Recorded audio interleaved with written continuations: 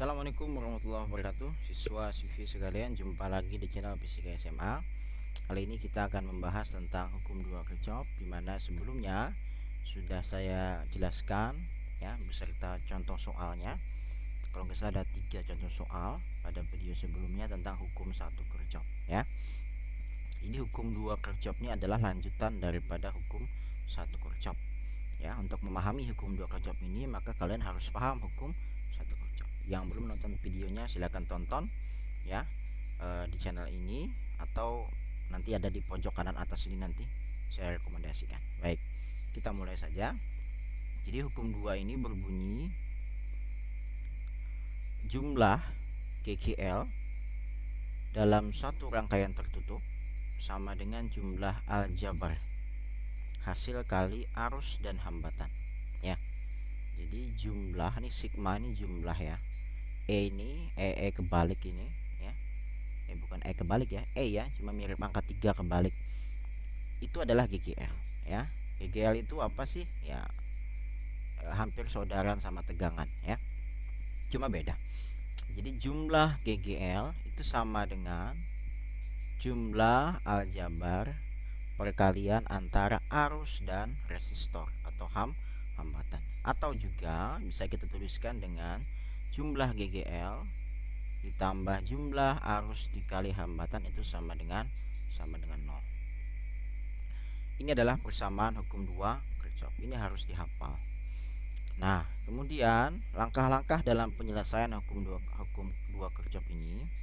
Kita lihat di sini ada berapa langkah, ada 1, ada 2, ada 3 ya. Jadi pilih loop dulu ya. Setelah pilih loop, kita gambarkan loopnya dengan arah tertentu ini ya, dengan arah tertentu. Bebas ya, bisa bebas, tapi usahakan untuk searah ya. Jadi boleh searah, boleh enggak. Kemudian jika kuat arus, jika nanti searah maka nanti kuat arusnya positif ya. Kemudian ini lagi saat bertemu duluan kutub positif maka nilainya positif. Oke, di buku kalian pasti ada sudah ini ya. Kalau cuma membaca nggak akan paham, kita harus melihat contoh soalnya ya. Kita harus lihat bagaimana mengaplikasikannya. Oke, baik. Perhatikan. Nah, di sini ada sebuah rangkaian tertutup ya. Namanya rangkaian tertutup itu adalah rangkaian yang tidak putus ya. Jadi satu sama lain itu saling bersambung. Pada rangkaian ini ada 2 buah sumber tegangan ya, bisa baterai, bisa aki. Yang penting sumber tegangan DC ya, arus searah. Nah, ini adalah sumber tegangan, kita anggap saja baterai. Yang panjang ini adalah kutub positif, yang pendek ini kutub negatif.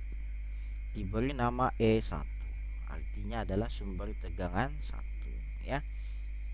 Kemudian di dalam baterai ini ada hambatan dalam. R kecil ini namanya hambatan dalam. Jadi hambatan yang ada di dalam baterai. Ini juga ada sumber tegangan, diberi nama E2 ya.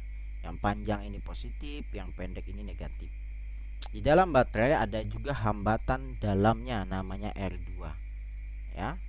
R2, R kecil hambatan dalam, sementara yang ini R besar ini adalah hambatan luar ya. Ini simbolnya seperti ini. Di sini ada R juga, ada resistor juga ya. R4 di sini, sini R3, sini R4. Oke, bisa dipahami sampai sini ya. Kemudian di soal ini, di rangkaian ini sudah ditentukan arah arusnya. Perhatikan ini. Di sini di soal katanya arah arusnya adalah menuju dari baterai menuju titik A. Nanti dia akan jalankan ini ke sini lagi dia, ya kan? Nanti ke sini lagi, nanti ke sini lagi, nah kan, dan seterusnya. Nah, artinya apa? Arah arus ini adalah searah jarum jam. Betul ya? Sini adalah searah jarum jam ya. Searah jarum jam. Gini ya, paham ya, jam ya, supaya nggak panjang dia saya nulisnya. Jadi arah arus di soal ini adalah searah jarum jam. Oke, karena sudah ada arah arusnya, maka langkah berikutnya kita harus menentukan arah loop ya, arah loopnya. Nah, loop itu apa sih? Putarannya. Nah, kalau di langkah-langkah ini dikatakan usahakan katanya ya. Usahakan untuk searah. Nah, kalau misalkan di sini si arus ini searah jarum jam, maka kita akan coba buat arah loopnya juga searah jarum jam. Ya, meskipun boleh berbeda. Oke. Perhatikan, saya akan buat arah loopnya searah tuh begini ya. Nah, gitu ya. Nah, dia searah jarum jam. Bolehkah dibalik? Boleh juga, gini juga boleh ya. Cuma kita ngikut ini dulu. Nanti yang kedua di sini saya akan contohkan yang beda arah. Oke, sudah kita sudah menentukan arah loopnya ya, yang searah dengan arah arus. Paham ya? Arah arus searah jarum jam, arah loop juga saya tentukan searah jarum jam meskipun boleh berbeda. Oke, sudah. Kemudian setelah kita gambarkan ini, maka kita tuliskan lagi hukum dua Kirchhoff-nya. Saya pakai yang ini ya. Sini adalah sigma E ditambah sigma I kali R sama dengan 0. Nah, ingat sigma itu adalah GGL ya. Sigma itu adalah jumlah ya. Ini adalah GGL. Bagaimana caranya? Perhatikan baik-baik. Saya tadi ngambil titik dari sini ya. Saya ngambil titik dari sini. Saya jalankan. Set, jalan, ketemu pertama kali kutub negatif E1. Berarti di sini adalah min E1. Ya kan? Jalan lagi, set. Nah, ketemu kutub positif E2. Berarti di sini adalah ya 1 sini E1 plus E2. Nah, paham ya? Bolehkah terbalik, Pak? Bolehkah E2 duluan baru E1? Boleh. Ya, boleh E2 duluan, E1 boleh. Berarti nanti sini E2 positif dikurang E1 boleh. Hasilnya sama. Tergantung yang mana yang duluan kamu jalankan. Yang ketemu duluan. Kan saya dari sini ngambil titik. Set. Nah, ketemu ini kan? Negatif kan? Nah, negatif berarti E-nya jalan lagi, set. Nah, positif.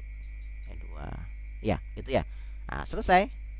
Dua sumber tegangan sudah. Tinggal kita tambahkan. Nah, arus. Nah, ingat, ini adalah rangkaian seri ya, sambung menyambung seri, maka arusnya itu sama. Maka di sini adalah I ya, arusnya adalah I. Kita dalam kurung kan kali nih ya, kali dalam kurung. Nah, resistornya dalam prinsip seri itu adalah resistor penggantinya diapakan? Itu kita jumlahkan ya. Di sini ada berapa resistor ini? R1, R4, R2, R3. Maka di sini itu R1 ya, hambatan dalam ditambah boleh kebalik nggak apa-apa, ini dulu atau ini nggak apa-apa ya. R4 ya. Lihat ya. R2 ditambah R3. Dah? Nah, gitu. Oke, selesai. Saya mau memahamkan ini dulu. Paham lah ini ya? Paham ya? Saya memahamkan ini dulu. Jadi arah arus ini itu searah dengan kita buat arah loop searah dengan arah arus. Maka nanti sini positif ya. Lihat ini. Apabila ini kuat arus bertanda positif jika searah dengan arah loop. Nah, oke. Nah, sekarang untuk lebih jelasnya kita akan coba. Nah, ini ya. Ini tadi di sini sudah ya. Oke. Nah, sama kasusnya. Sekarang saya akan coba ini arah loopnya nggak kayak gini. Arah loopnya saya akan coba berlawanan arah. Gitu. Nah, kan gitu ya. Kan kalau I-nya kan ini kan searah jarum jam. Nah, saya coba arah arusnya gini, arah loopnya gini. Gimana caranya? Nah, maka di sini sama juga, kita tulis sigma E tambah sigma I kali R sama dengan 0 ya. Nah, ini saya ambil titik di sini tadi ya. Set, jalan ketemu positif E1, maka di sini E1. Ya, jalan lagi kan dia mutar ya, mutar. Set, jalan lagi, set, ketemu negatif, ini negatif ya, negatif E2. Dah. Nah, nanti di sini bukan plus lagi tapi minus. Kenapa minus? Karena tadi ini. Nah, jika berlawanan dengan arah loop ya.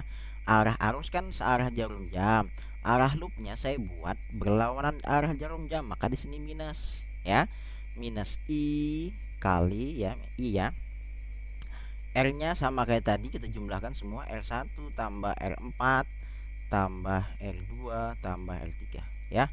Ini bebas kebalik nggak apa-apa, kan penjumlahan aja. Nah, lalu bagaimana yang mana yang betul-betul keduanya? Kalian bisa pakai ini, bisa pakai ini ya. Jadi ini bedanya apa sih Pak? Ini bedanya tadi arah loopnya searah jarum jam, searah dengan arah arus. Yang ini arah loopnya berlawanan dengan arah arus. Maka formulasinya di sini jadi minus ya. I-nya jadi minus. Ini sini positif karena dia searah. Oke. Di sini semoga bisa dipahami ya. Kalau ini bolehkah kebalik Pak? Boleh. Misalkan gini. Misalkan yang duluan ketemu yang mana? Sini misalkan. Set. Nah, dia. Ketemu duluan misalkan E2 duluan, maka di sini min E2 ya. Jalan lagi set plus E1. Sama boleh ya, bisa pakai ini bisa ya. Jadi pakai ini sama, nanti hasilnya sama, tergantung dari mana kamu memulainya dan yang ketemu duluan yang mana ya, negatif atau positif. Oke, bisa dipahami ya. Oke, untuk lebih jelas kita akan lihat contoh soalnya. Perhatikan, bentar saya minum kopi dulu.